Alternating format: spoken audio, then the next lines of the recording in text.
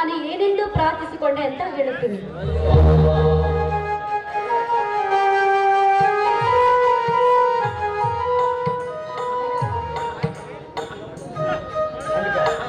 ಮನೆಗೆ ಬಂದಾಗಿನಿಂದ ಪ್ರತಿ ದಿವಸ ನೀನು ಪೂಜೆ ಅಭಿಷೇಕ ಮಾಡ್ತಾನೆ ಇದೆಯಾ ಅಲ್ಲ? ಅಂತ ದೇವರ ಹತ್ತಿರ ಏನು ಹರಿಕೆ ಹೋಗ್ತೀಯ? ಅಪ್ಪ, ಹೆತ್ತ ತಂದೆಯೇ ದೇವರಿಗಿಂತ ಹೆಚ್ಚಾಗಿರುವಾಗ ಈ ದೇವರಲ್ಲಿ ನಾನು ಏನೆಂದು ಪ್ರಾರ್ಥಿಸಿಕೊಳ್ಳಲಿ ಅಪ್ಪ, ಏನೆಂದು ಪ್ರಾರ್ಥಿಸಿಕೊಳ್ಳಲಿ? ಹೆತ್ತ ತಾಯಿ ಸತ್ತು ಹೋದ ಮೇಲೆ ನನಗೆ ತಂದೆ ತಾಯಿ ನೀವೇ ಆಗಿ ನನ್ನನ್ನು ಇಷ್ಟು ದೊಡ್ಡವಳನ್ನಾಗಿ ಮಾಡಿ ನಿಮ್ಮ ರಕ್ತ ಪ್ರಾವಂತೆಯನ್ನಾಗಿ ಮಾಡಿ ನನಗೆ ಇಲ್ಲಿವರೆಗೂ ನನ್ನನ್ನು ಜೋಪಾನ ಮಾಡಿದ್ದೆ. ಆದರೆ ಪ್ರೀತಿ, ಕರುಣೆ, ಮಮಕಾರ, ಅನುಕಂಪ ತೋರದೆ ನಿಮ್ಮ ಮಮತೆಯ ಮಗಳಾಗಿ ಈಗ ನಾನು ನಿಮ್ಮ ಮುಂದೆ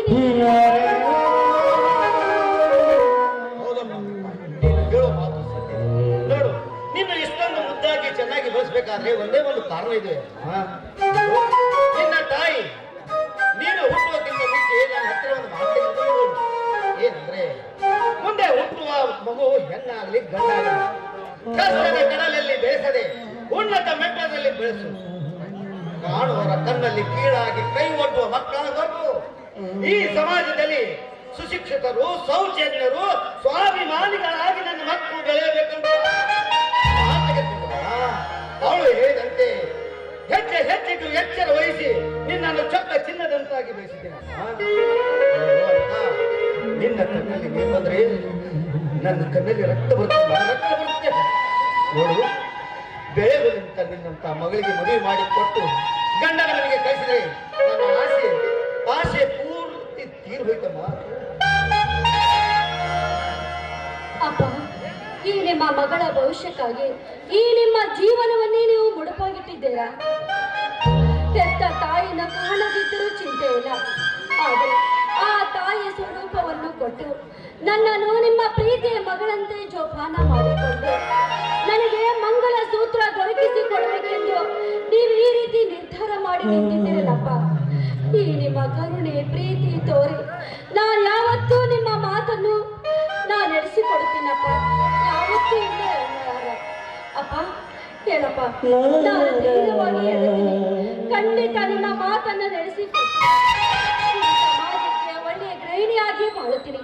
ಈ ಮಾತು ಸತ್ಯಪ್ಪ, ತುಂಬಾ ಸಂತೋಷ. ಮಾತು ಕೇಳಿ ತುಂಬಾ ಸಂತೋಷವಾಯ್ತು. ನೋಡು, ಈ ಬಡವನ ಮಗಳಾದರೂ ಗಂಡನಿಗೆ ಗರುಡ ಪಕ್ಷಿಯಾಗದೆ ಮನೆ ಮುಂದೆ ಬಂದರೆ ಬರಮಾಡಿಕೊಳ್ಳುವ ಅರಿಗಳಿಯಾಗಬೇಕಮ್ಮ. ನೀನು ಮರ್ಯಾದೆ ಸದಾ ನಿನ್ನ ಮನಸ್ಸಿನಲ್ಲಿ ನೋಡು, ಹುಟ್ಟಿದ ಮನೆ ಕೀರ್ತಿ, ಕೊಟ್ಟವರ ಮನೆ ಜ್ಯೋತಿಯಾಗಿ ಬೆಳಬೇಕಮ್ಮ. ನೀನು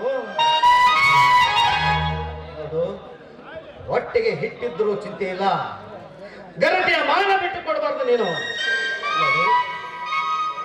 ಕಟ್ಟಿಕೊಂಡ ಗಂಡನಿಗೆ ಗಟ್ಟಿ ಬಂಗಾರವಾಗಬೇಕು, ಅಕ್ಕ ಪಕ್ಕದವರಿಗೆ ಹಾಲು ಹಣ್ಣಾಗಿ ಪ್ರೀತಿಸಬೇಕಮ್ಮ.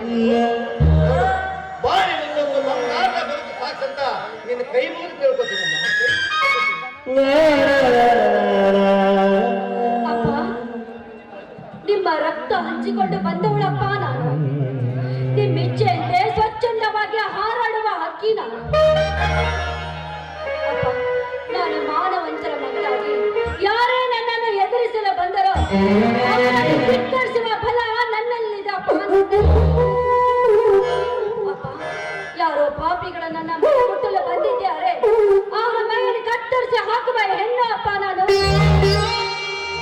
ಈ ನಿಮ್ಮ ಮಾತಿನಂತೆ ಧೈರ್ಯದಿಂದ ಬಾಳಿ ಈ ಸತಿ ಸಾವಿತ್ರಿಯಾಗಿ ಈ ಸಮಾಜದಲ್ಲಿ ನಿಮ್ಮ ಹೆಸರನ್ನು ತರ್ತೀನಪ್ಪ, ನಿಮ್ಮ ಹೆಸರನ್ನು ತರ್ತೀನಿ.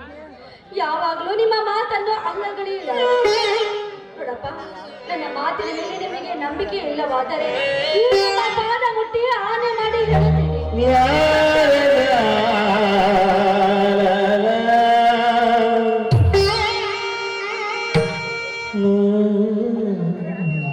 ಮಗಳೇ, ನಡೆದಪ್ಪ ಹೇಳ್ಬೇಕಾದ ಮಾತನ್ನು ಹೇಳಿದ್ದೀನಿ.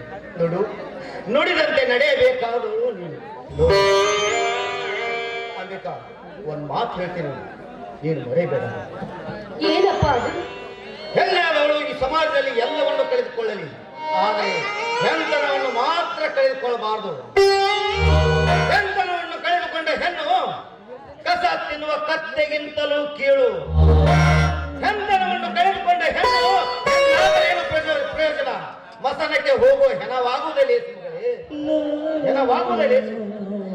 ಆಯ್ತು ಅಪ್ಪಾಜಿ, ಈ ನಿಮ್ಮ ಮಾತಿನಂತೆ ನ್ಯಾಯ ನೀತಿ ನಿಮ್ಮ ಧರ್ಮದಲ್ಲಿ ನಿಮ್ಮ ಮಾತನ್ನು ನಡೆಸಿಕೊಟ್ಟು ನಿಮ್ಮ ಗಂಡನಂತ ಮಗಳಾಗಿ ಬಾಳುತ್ತೇನೆ. ಆಯ್ತು ಅಪ್ಪಾಜಿ. ನಾನು ಆಸೆ ಈಡೇರಿಸೋಕು ಸುದೀನ್. ಆದರೆ ನೋಡು, ನಿನ್ನ ಮದುವೆಯನ್ನು ವೈಭವದಿಂದ ಮದುವೆ ಮಾಡಿ ನಿನ್ನ ಗಂಡನಿಗೆ ಹೇಗೆ ಕಳಿಸುವೆ ಅಪ್ಪಾಜಿ?